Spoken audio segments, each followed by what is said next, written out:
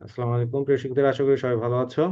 তো আহ, আজকে আমরা যে কবিতাটা আলোচনা করব তোমাদের অনার্স প্রথম বর্ষের অন্যতম একটা গুরুত্বপূর্ণ কবিতা, রক্তাম্বর ধারিণী মা। আমাদের রক্তাম্বর ধারিণী মা আহ, এই কবিতাটার জন্য নিষিদ্ধ হয়েছিল। এই কবিতাটা কিন্তু ব্রিটিশ সরকার কর্তৃক নিষিদ্ধ হয়েছিল। তোমরা ইনফরমেশনটা লিখে রাখো যে ব্রিটিশ সরকার কর্তৃক নিষিদ্ধ, হ্যাঁ, নিষিদ্ধ হয়েছিল। কারণ এখানে তিনি ব্রিটিশ বিরোধী আন্দোলনের ডাক দিয়েছেন। এখানে আমাদের এই দেশের মানুষকে তিনি আহ, ব্রিটিশদের বিরুদ্ধে আহ, জেগে ওঠার আহ্বান জানিয়েছেন।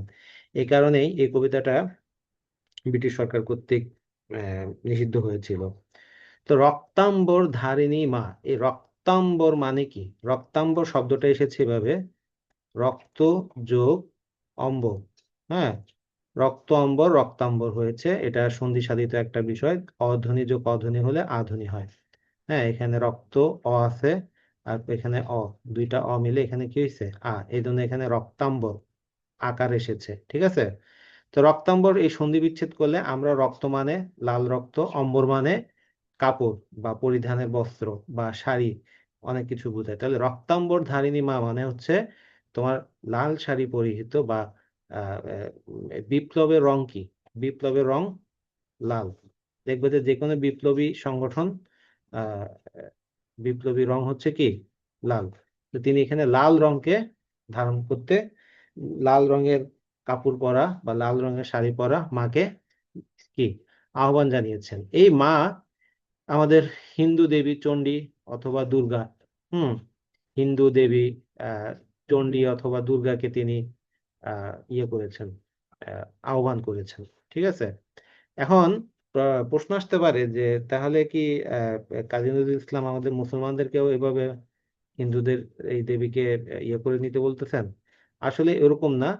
তিনি মূলত পুরাণ, পুরাণের আলোকে, হিন্দু পুরাণের আলোকে, পুরাণ থেকে অনুপ্রাণিত হয়ে, হ্যাঁ, আহ, আহ, তিনি এই কবিতাটা লিখেছেন।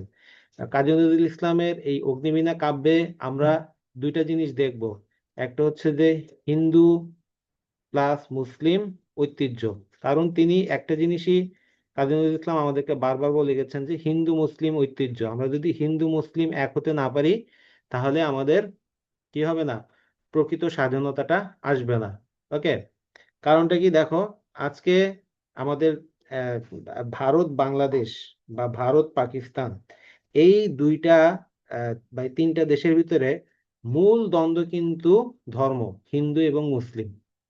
ওকে, আমাদের অনেকে মুসলিম ভাই কিন্তু খুব সহজেই অনেককে বলে ফেলে হিন্দু মানে হচ্ছে এরা কোথায় থাকবে? আহ, ভারতে থাকবে। আর মুসলিম মানে এরা পাকিস্তানপন্থী, এরকম করে কিন্তু সহজে আমরা কি করে ডিফাইন করে ফেলি। কিন্তু কাজী নজরুল ইসলাম বলছেন যে আমাদের হিন্দু মুসলিম আমাদের আলাদা করা হয়েছে। হিন্দু মুসলিম আমরা একসাথে থাকলেই কিন্তু কি সফল হব। ব্রিটিশদের থেকে আমরা স্বাধীনতা তখনই পেয়েছিলাম যখন হিন্দু মুসলিম এক হতে পেরেছিল। এই কারণেই তিনি মুসলিমদেরকে যেমন অনুপ্রাণিত করেছেন, আবার হিন্দুদেরকে অনুপ্রাণিত করার জন্য কি এই কবিতাটাতে আহ্বান জানিয়েছেন।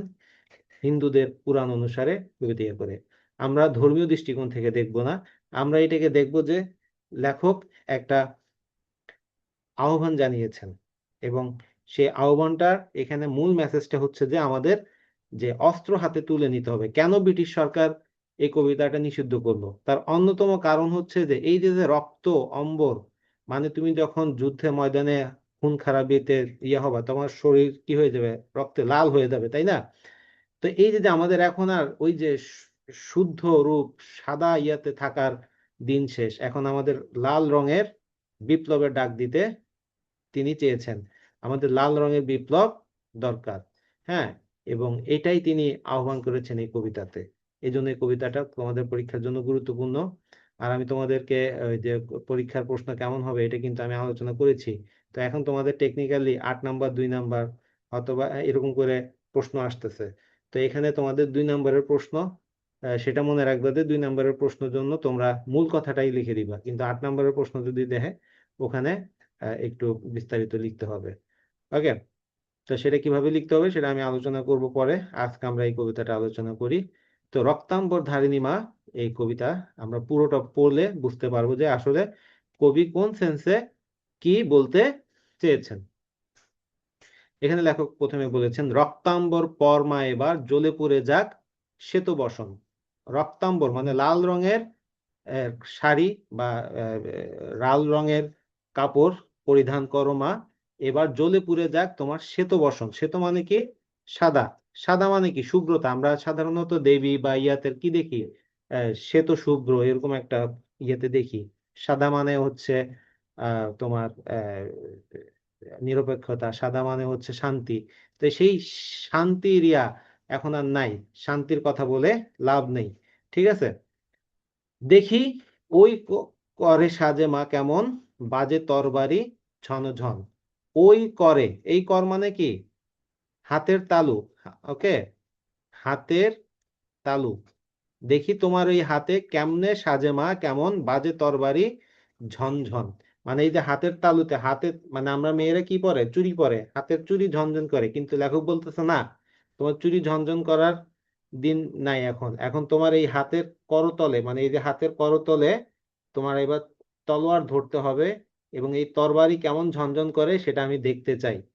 ওকে, দেখো প্রথমে কিভাবে তিনি মানে সরাসরি অস্ত্রসহ কি আন্দোলনের ডাক দিতে চেয়েছেন তিনি এখানে। এই কারণে ব্রিটিশ সরকার কিন্তু কি এটা নিষিদ্ধ করেছিল। সিথির সিঁদুর মুছে ফেল মাগো, জাল সেথা জাল কালচিতা।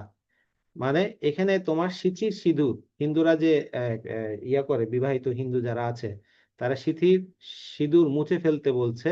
জাল সেথা জাল কালচিতা। কালচিতা মানে কি? যেখানে চিরদিন ধরে শত্রুকে তিনি ইয়া করে দিতে যাচ্ছেন, নিঃশেষ করে দিতে যাচ্ছেন, পুড়িয়ে নিঃশেষ করে দিতে যাচ্ছেন, সেই কালচিতার আগুন জ্বালাতে তিনি বলেছেন। তোমার খর্গ রক্ত হোক স্রষ্টার বুকে লাল ফিতা। খেয়াল করো, কবি কি বলছে? খর্গ রক্ত মানে এই যে মনে করে এটা একটা খর্গ, হচ্ছে এরকম হিন্দুদের দেবীদের হাতে এরকম একটা খর্গ থাকে। তোমরা হয়তো খেয়াল করছো কিনা জানি না। হ্যাঁ, এরকম একটা খর্গ থাকে, এটার এখানে এইভাবে ধারালো ইয়ে থাকে, এখানেও ধারালো, সব দিক দিয়ে ইয়েতে থাকে। হ্যাঁ, বলতেছে যে এই যে খর্গ, এখানে তোমার রক্তের ইয়ে থাকে না, এই যে রক্তের ফোঁটা, এভাবে রক্ত কিছু লেগে থাকে না, রক্ত লেগে থাকে না, তখন তোমাকে কোপ দেয়, তখন কোপ দিলে সেটা কি হয়? এভাবে ছিটকা, এভাবে ছিটকা লাগে, তো ছিটকা লেগে সেটা কি হয়? দাগের মতো পড়ে। তো সেটা বলছে, তোমার খর্গ রক্ত হোক স্রষ্টার বুকে লাল ফিতে। এই স্রষ্টা কার কথা বলতেছে? এই স্রষ্টা দ্বারা বোঝানো হচ্ছে যে এই ব্রিটিশ সরকার। ওকে, ব্রিটিশ সরকার মানে তোমার এই মানে একদম কাইটা কুচি কুচি করে এরকম একটা কথা তিনি বলতে যাচ্ছেন। এলোকেশে তবে দুলুক ঝঞ্ঝা, কাল বৈশাখী ভীম তুফান, চরণ আঘাতে উদ্গারে যেন,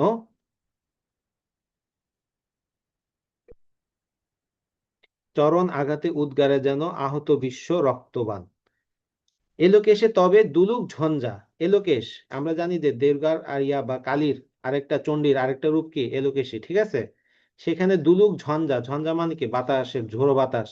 কাল বৈশাখী ভীম তুফান। ভীম তুফান কেন বললো? এই ভীমের কথা তিনি বারবার বলতেন। ভীম হচ্ছে মহাভারতের একটা চরিত্র। হ্যাঁ, সেই চরিত্র, তার গায়ে প্রায় 300 হাতের শক্তি ছিল। মানে এখানে ভীম তুফান দ্বারা বোঝানো হচ্ছে, তুফান মানে খুব প্রচন্ড বাতাস ইয়া হয়, ঘূর্ণিঝড়ের ইয়া যেটা হয়, হ্যাঁ সেটা। এই ভীম দ্বারা বোঝানো হচ্ছে যে শক্তিশালী। ঠিক আছে, শক্তিশালী তুফান। সেই শক্তিশালী তুফানে তোমার চুল এলোকেশে ইয়া হোক, চরণ আঘাতে উদ্গারে যেন আহত বিশ্ব রক্তবান। মানে তোমার চরণ আঘাতে, পায়ের আঘাতে, উদ্গারে মানে ওই যে যে অগ্নিগিরি থেকে যেভাবে বের হয়ে আসে, ঠিক আছে, বের হয়ে আসা, উম হ্যাঁ, সেই বের হয়ে আসে যেন আহত বিশ্ব রক্তবান। রক্তবান মানে রক্তের বন্যা। এই বান মানে বন্যা, তাহলে রক্তবান মানে কি বোঝাচ্ছে? রক্তের বন্যা। ওকে, তো মানে সোজা কথা বলতেছে, তোমার এলোকেশে চুলে তুমি এমন ভাবে ঝড় তুলো যেন তোমার পায়ের আঘাতে কি হয়? রক্তের বন্যা বয়ে যায়। তারপরে কি বলছে দেখো, যে নিঃশ্বাসে তব পেজা তুলো সম, উড়ে যাক মাগো এই ভুবন, অসুরে নাসিতে হোক বিষ্ণু চক্রমাতর হেম কাঁপন। খেয়াল করো, নিঃশ্বাসে তব মানে তোমার নিঃশ্বাসে, তব মানে তোমার নিঃশ্বাসে। তোমরা কিন্তু বই থাকলে বইতে এভাবে লিখে নাও, আমি যেভাবে ভেঙে ভেঙে দিচ্ছি। দেখো তোমরা কবিতা বুঝো না, কারণ অন্যতম প্রধান একটা কারণ, তোমরা কবিতা এভাবে শব্দগুলোর অর্থ জানো না, শব্দটা কোন সেন্সে কি হিসেবে ব্যবহার করা হচ্ছে সেটা বোঝার মতো বয়স, বুদ্ধি তোমাদের এখনো হয় নাই। এই কবিতাগুলো লেখা হয়েছে খুব হাইলি লিটারেটেড মানুষকে লক্ষ্য করে। ওকে, তোমরাও একটা সময় গিয়ে এটা বুঝবা, তবে এখন এটা বুঝতে তোমাদের অনেক বেশি স্ট্রাগল করতে হবে। ওকে, তো এই জন্য আমাদের শব্দগুলো ভেঙে ভেঙে পড়তে হবে এবং বুঝতে হবে। তোমাদের সামনে যদি বই থাকে, যেমন এরকম অফসেট বই, সরি অফলাইন বই, কোনো পিডিএফ বই না, এই বইতে এখানে সাথে সাথে নোট করে ফেলো। এখানে যখনই যে লাইনটা পড়তেছো, যে শব্দটি ইয়ে করতেছো, পেন্সিল দিয়ে দাগিয়ে দাগিয়ে ওটা নোট করে ফেলো। এভাবে তুমি যখন বুঝে বুঝে পড়বা, তুমি আর এটা মনে রাখতে তোমার কষ্ট হবে না, তুমি সহজেই চাইলেই ভুলতে পারবা না। কিন্তু তুমি যখন গাইড করে মুখস্থ করবা, এমনি স্যার পড়াচ্ছে, পিডিএফ পড়াইছে, আমি আর কিছু নোট নিই নাই, স্যারের কথা এমনি শুনছি হা কইরা, হ্যাঁ, বা তুমি এখন ক্লাস করতে এসে তুমি এখন ফেসবুকে স্ক্রল করতেছো, এরকম যদি করো, তাহলে আর কোনো ক্লাসের কোনো কি হবে না, লাভ হবে না। তাই তোমাকে বারবার বলতেছি, তোমার কাছে হাতের কাছে বই থাকলে এই বইতেই এগুলো মার্ক করো, আমি যেভাবে যেভাবে লিখে দিচ্ছি। আর যদি বই না থেকে থাকে by any chance, next class থেকে বই রাখবো অবশ্যই। বাই এনি চান্স এখন যদি হাতে বই না থাকে, তাহলে খাতায় লিখে নাও। তো এরপর বলছে কি দেখো, নিঃশ্বাসে তব পেজা তুলো সম উড়ে যাক মাগো এই ভুবন। এই পেজা তুলো, পেজা তুলো মানে হচ্ছে যে তুলা যখন ইয়া করে, মানে তোশক বা বালিশ বানানোর জন্য তুলা যখন তখন তুলার আঁশ কিছু, হ্যাঁ, একদম খুব আহ তুলার আঁশ, আঁশের মতো বাতাসে উড়ে, ঠিক আছে, একদম পেঁয়াজের ইয়া যেরকম পাতলা থাকে সেরকম পাতলা পাতলা তুলা কিছু উড়ে, এরকম বাতাসে একদম ফুরুত ফুরুত একটু সামান্য বাতাসে উড়ে যায়। তো সেটাই বলতেছে, তোমার নিঃশ্বাসে এই পেজা তুলোর মতো করে উড়ে যাক মাগো এই ভুবন, এই ভুবনটা যেন সেভাবে উড়ে যায়। অসুরে নাসিতে হোক বিষ্ণু চক্রমাতর হেমকাপন। খেয়াল করো, অসুরে নাসিতে, অসুর মানে কি? দৈত্য। এই অসুর বলতে ব্রিটিশ, ব্রিটিশদেরকে বোঝানো হচ্ছে। আর ব্রিটিশ অসুর মানে হচ্ছে যে দৈত্য বাইয়া, নাসিতে তাদের নাশ করতে, ধ্বংস করতে, ঠিক আছে, ধ্বংস করতে, অসুরদের ধ্বংস করতে হোক বিষ্ণু চক্র মাতর হেম কাকন। বিষ্ণু চক্র কি? বিষ্ণুর হাতে, যারা হিন্দু আছো তারা দেখবা যে বিষ্ণুর হাতে একটা কি আছে, এরকম একটা চক্র আছে, এরকম একটা চক্র আছে, সেখানে এখানে করাতের মতো কি, এটা খুবই ডেঞ্জারাস, এটাকে বলে সুদর্শন চক্র। ঠিক আছে, এটা যার উদ্দেশ্যে একবার ইয়ে করা হয়, সে এটাকে একদম কেটে দিয়ে তারপরে আসবে, আর অন্য কোনো ভাবে এটাকে ইয়ে করা যাবে না। খুবই শক্তিশালী একটা চক্র। সেই চক্র মাতর হেম কাকন। হেম মানে কি? হেম মানে হচ্ছে স্বর্ণ, স্বর্ণ, কাকন মানে হচ্ছে হাতের যে বালা, হাতের বালা, ঠিক আছে, হাতের বালা, মানে তোমার হাতের যে চুড়ি আছে বা বালা আছে, সেটাই যেন বিষ্ণুর এই কি হয়, চক্র হয়, ঠিক আছে, মানে এই চক্র দিয়ে তাদেরকে ধ্বংস করতে হবে। তোমার হাতের চুড়ি যেন কি হয়, সৌন্দর্যের প্রতীক না হয়ে ধ্বংসাত্মক কিছু হয়, সেটাই তিনি এখানে বুঝাতে চেয়েছেন। টুটি চিপে মারো অত্যাচারে মা, গল হার হোক নীল ফাঁসি। টুটি, টুটি মানে একদম ওই যে আমরা থতমা চিপে ধরে না, ওই যে একটা ওই যে ইয়েতে দেখছিলাম না আমরা 24-এর গণ আন্দোলনের সময় এক পুলিশ একজনের মুখে ভাবে চিপে ধরছে, তো সেটাই। টুটি টিপে মারো অত্যাচারে মা মানে যারা অত্যাচার করে তাদেরকে টুটি টিপে ধরে মেরে ফেলো। গলহার হোক নীল ফাঁসি, গলার হার, গলার হার, গলহার মানে হচ্ছে যে কি, গলার হার বা মালা যেটা আছে সেটা হোক নীল ফাঁসি, সেটা যেন নীল ফাঁসি হিসেবে আসে। নীল ফাঁসি কেন বললো? নীল মানে বিষাক্ত। এখানে শিব যে আছে, শিবকে নীলকণ্ঠ বলা হয়। নীলকণ্ঠ বলার কারণ হচ্ছে যে সমুদ্র মন্থন, পৃথিবী সৃষ্টি ইয়াত শুরু করার সময় দেবতারা এবং দৈত্যরা মিলে পৃথিবী মন্থন করা শুরু করেছিল, তখন সেখান থেকে বিষ বের হয়ে আসে। ওই বিষ পুরো বিশ্ব নাশ করে দেওয়ার একটা ইয়া হয়েছিল, তখন শিব এসে সেই বিষটাকে ধারণ করে, তার কণ্ঠ এই কারণে নীল হয়ে যায়, এই জন্য তার নাম হয় নীলকণ্ঠ। তো ঠিক তেমনি এভাবে নীল ফাঁসির কথা তিনি বলেছেন, যাতে তোমার কি নীল বিষাক্ত ইয়া হয়ে দাঁড়ায় এই ফাঁসিটা। শুধুমাত্র ফাঁস তো একরকম, এটা আবার যেন কি হয়, বিষাক্ত হয়। নয়নে তোমার ধূমকেতু জ্বালা, উঠুক সরসে উদ্ভাসী, হাসো খল খল দাও করতালি, বলো হর হর শঙ্কর। তোমার নয়নে তোমার ধূমকেতু জ্বালা, ধূমকেতু জ্বালা বলতে কি বোঝাইছে? ধূমকেতু জ্বালা বলতে এই যে যে ধূমকেতু যখন এভাবে ছুটে, তার পিছনে একটা কি থাকে, যেরকম ধোঁয়ার মতো একটা ইয়ে থাকে, তাই না? সেই জিনিসটা বলতেছে। মানে তোমার চোখে যেন এরকম ধূমকেতুর মতো কি থাকে, অনিঃশেষ জ্বালা থাকে, উঠুক সরসে উদ্ভাসী। হ্যাঁ, সেটা উদ্ভাসিত হয়ে উঠুক, ফুটে উঠুক। হাসু খল খল দাও করতালি, বলো হর হর শঙ্কর, হর হর শঙ্কর। হয় হর হর শঙ্কর কাকে বলা হচ্ছে? শিবের কথা বলা হচ্ছে। শিবকে ডাকা যায় হর হর মহাদেব, হর হর শঙ্কর, এরকম করে বলে। তো এই যে যে মানে কখনো শক্তি আশা করলে বা কখনো কোনো ধ্বংসের ইয়া করলে, জোর শক্তি অনেক ইয়ে করে কোনো কিছু করতে গেলে, তখন এই যে এই কাজটা করা হয়। যেমন হয় যে মুসলমানরা অনেক সময় কি শক্তিশালী কিছু কাজ করতে বলে, বলে ইয়া আলী, এরকম করে একটা ডাক দেয়, মানে আলী খুব শক্তিশালী ছিল, এই জন্য ইয়া আলী বলে। তো কিন্তু যদিও এটা অ্যাজ এ মুসলিম আমাদের এটা বলা উচিত না, হ্যাঁ, বা ঠিক না, কিন্তু এরকম বলে অনেকে। তো ঠিক তেমনি খুব শক্তিশালী কোনো ব্লো দেওয়ার জন্য, শক্তিশালী কোনো ধাক্কা দেওয়ার জন্য, হ্যাঁ, লেখক এখানে হর হর শঙ্কর বলে সেই শিবের আগমন আশা করতেছেন। আজ হতে মাগো অসহায় সম, ক্ষীণ ক্রন্দন সম্বর, মেখলা ছিড়িয়া চাবুক মারোমা, সে চাবুক করো নবতরিত। এক মিনিট। আজ হতে মাগো অসহায় সম, ক্ষীণ ক্রন্দন সম্বর, মেখলা চিরিয়া চাবুক করো মা, সে চাবুক করো নবতরিত, জালিমের বুক বেয়ে খুন ঝরে, লাল লালে লাল হোক শ্বেত হরিত।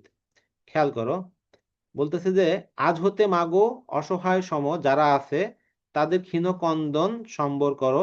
হ্যাঁ, মেখলা ছিড়িয়া, এই মেখলা কি? মেখলা হচ্ছে যে, মেখলা হচ্ছে যে মেয়েদের কোমরে, কোমরের কোমরে পরার অলংকার,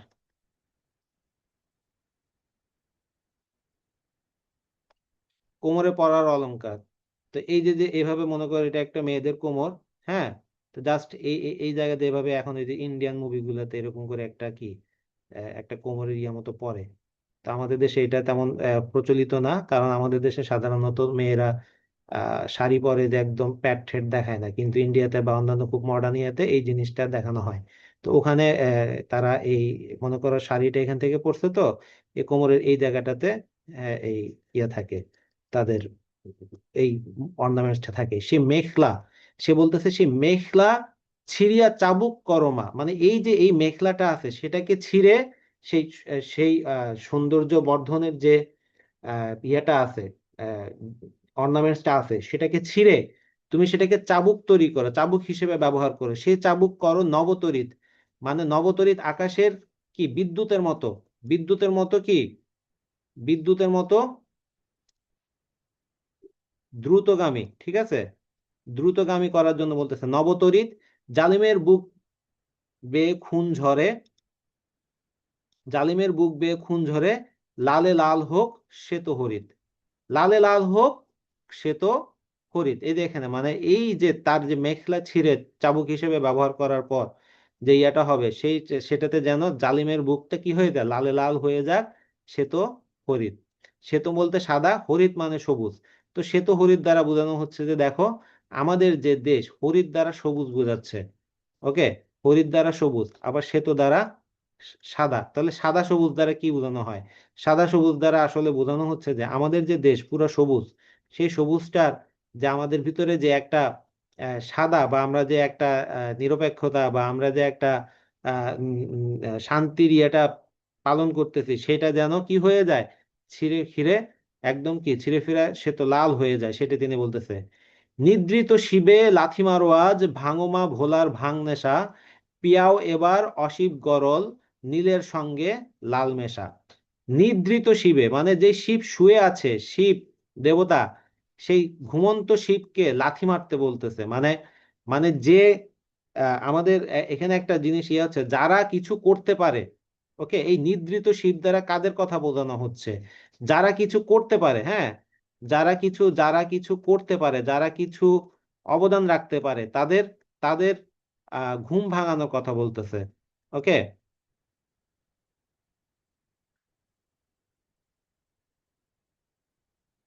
তাদের জাগাতে বলেছে।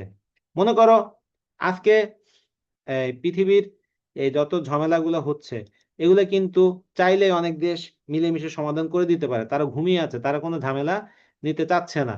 ওকে, আরব দেশগুলো চাইলে কিন্তু ইরানের উপর হামলা হইতো না। আবার যদি ইয়া চাইতো মনে করো বড় বড় দেশগুলো যদি বাধা দিত, তাহলে কিন্তু আমেরিকাকে যখন ইরান আক্রমণ করলো, তখন যদি রাশিয়া বা চীন যদি বলতো যে না, তোমরা এভাবে হামলা করবে না, তাহলে আমি তোমাদের উপর হামলা করবো, তাহলে কিন্তু আমেরিকা হামলা করতো না। এখানে অনেক কিছু ব্যাপার আছে। তো যারা অবদান রাখতে পারে এরা কিন্তু সবসময় চুপ থাকে। সেই নিদ্রিত শিবে লাথি মার ওয়াজ, ভাঙোমা ভোলার ভাঙ নেশা। এই ভোলাকে, ভোলা হচ্ছে শিব, এই শিব দ্বারা সেই নিদ্রিত শিবকে বোঝানো হচ্ছে ভাঙ নেশা। ভাঙ হচ্ছে যে একটা দুধের মতো একটা ইয়ে করে, একটা ভাঙের মতো ইয়ে করে দুধ, এটা স্পেশালি একটা লিকুইড টাইপ ইয়া, ওইটা খায়। ওই যে ভারতে হোলি খেলার সময় ভাঙ খায়, ওখানে আরো কি কি যেন মিশায়, ওটা খেলে খুব নেশা হয়। ঠিক আছে? তো এই যে নেশা, যে ভোলা ভাং খেয়ে যে নেশা করে আছে এবং তার যে ঘুমে আছে, সেই ঘুমটাকে ভাঙাতে হবে। পিয়াও এবার অসীম গরল, মানে তারকে এবার পান করাও অসীম গরল। অসীম গরল, গরল মানে কি? বিষ। তার যে বিষ আছে, সেই ইয়েটাকে খেয়ে করে নীলের সঙ্গে লাল মেশা। ওই যে শিবের আরেকটা নাম কি ছিল মনে আছে? নীলকণ্ঠ। সে তো বিষ পালন ইয়ে করছে, সেই বিষের সাথে এবার লাল মেশাতে বলতে, লাল দ্বারা সেটা আসলে কি, কাকে বোঝানো হচ্ছে? রক্ত বোঝানো হচ্ছে। দেখামা আবার দনুজ দলনী অসীম নাসিনী চণ্ডী রূপ, দেখাও মা ওই কল্যাণ করই আনিতে পারে কি বিনাশ স্তূপ। মানে তুমি আবার এই সেই দলনীর মতো অসীম নাসিনী চণ্ডী রূপে, হ্যাঁ, তুমি আবার আসো, দেখাও তুমি ওই কল্যাণ করই আনিতে পারে কি বিনাশ স্তূপ। মানে তোমার যে হাতের কল্যাণকর, ঠিক আছে, এই কল্যাণকর দ্বারা কি বোঝাতে চাচ্ছে? কল্যাণকর দ্বারা বোঝাতে চাচ্ছে যে তোমার তোমার যে হাতের যে একটা ইয়াটা আছে, তুমি যে হাত দিয়ে কল্যাণ করতে পারো, সেই হাত দিয়ে তুমি আবার ধ্বংস করতে পারো, বিনাশ স্তূপ তৈরি করতে পারো। হ্যাঁ, সেই বিনাশ স্তূপের কথা এখানে বলা হচ্ছে। তারপর কি বলছে দেখো, শ্বেত শতদল বাসিনী নয় আজ, রক্তাম্বর ধারিণী মা, ধ্বংসের বুকে হাসুক মাতর সৃষ্টির নব পূর্ণিমা।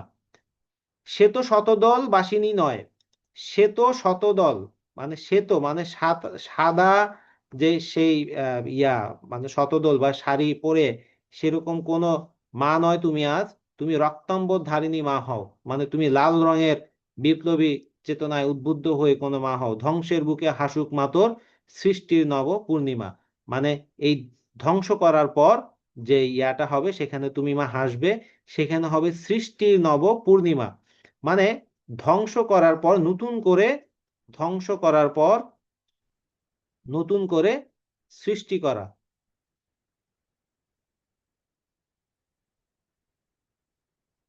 তো এখানে মনে করো আমি একটা এই জিনিসটা একটু বুঝাই ভাবে। মনে করো এটা একটা ঘর, ঠিক আছে, এটা একটা ঘর। আমি এখানে একটা মাল্টি স্টোরেড বিল্ডিং বানাতে চাচ্ছি। তাহলে আমার এটা টিনের ঘরটা বা কুড়ে ঘরটা আমাকে কি করতে হবে? ভেঙে ফেলতে হবে না? ভেঙে ফেলতে হবে কিনা? তো ভেঙে ফেললেই না আমি এখানে আমি আবার একটা কি বড় বিল্ডিং বানাতে পারবো, মাল্টি স্টোরেড একটা বিল্ডিং কি বানাতে পারবো। যদি আমি এটা না ভাঙতাম আগে, তাহলে কি আমি এই বিল্ডিংটা বানাইতে পারতাম? পারতাম। সেই কথাটা এখানে বলতেছে, লেখক বলতেছে যে এই ধ্বংস করে ফেল, এই সিস্টেম যত ইয়া আছে সেটাকে ধ্বংস করে এখানে নতুন করে আমাদের সৃষ্টি করতে হবে। নতুন করে, তাহলেই আমাদের কি হবে? প্রকৃত স্বাধীনতাটা আসবে। সোজা কথা, লেখক এখানে আমাদেরকে আহ্বান করেছেন আমরা যেন বিপ্লবী চেতনায় উদ্বুদ্ধ হই। আমরা যেন আমাদের আমাদের মায়েরা যেন আমাদের সন্তানদেরকে বিপ্লবী চেতনা উদ্বুদ্ধ করতে সাহায্য করে, তাদেরকে বিপ্লবী চেতনায় আসতে বলে। এবং এই যে যে আমাদের যে শান্তি ধরে রাখার যে চিন্তা ভাবনা, এখন আর সেই সময় নাই। আমাদের এখন স্বাধীনতা পেতে গেলে আমাদের কি অস্ত্র হাতে তুলে নিতে হবে, ব্রিটিশদের বিরুদ্ধে আন্দোলন করতে হবে। তবেই আমরা কি আমাদের যে স্বাধীনতার আমরা খোঁজ করছি, সেই স্বাধীনতাকে আমরা কি পাবো, নিশ্চিত হতে পারবো। এই কথাটাই কবি এখানে বারবার বলতে চেয়েছে। তো এই কবিতাটা তোমাদের জন্য খুবই গুরুত্বপূর্ণ। তো তোমরা যারা কবিতাটা পুরোপুরি ইয়া করলে এখন, আশা করি এটা বুঝতে পারবে। এবং এই কবিতার আলোকে তোমাদের পরীক্ষায় একটা প্রশ্ন আসতে পারে যে রক্তাম্বর ধারিণী মা কবিতার মূল ভাবগুলো আলোচনা করো। তো তুমি আশা করি এই বিষয়টা ভালো করে পড়বা এবং কবিতাটা কয়েকবার পড়বা, তাহলে এটার ভাবটা তুমি আরো বুঝতে সাহায্য হবে তোমার। এবং পাশাপাশি যে ইনফরমেশন গুলো আছে, যে রক্তাম্বরধারিণী মা কবিতাতে ব্রিটিশরা নিষিদ্ধ করছিল, হ্যাঁ, এবং এখানে কি বলা হয়েছে, এই বিষয়গুলো তুমি যদি লিখতে পারো তোমার একটা কি ভালোই হবে। তো আমাদের সবগুলো কবিতা ইম্পর্টেন্ট না, আমরা বিদ্রোহী কবিতা আলোচনা করেছি, প্রলয় উল্লাস আলোচনা করেছি, আজকে রক্তাম্বরধারিণী মা আলোচনা করলাম। নেক্সট আমরা আর কালকে ইনশাল্লাহ আরেকটা কবিতা আলোচনা করব।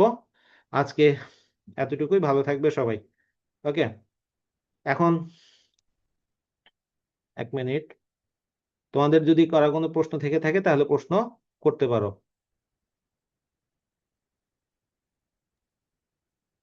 স্যার, হ্যাঁ, আমাদের কোর্সের জন্য কখন সাথে দেবেন?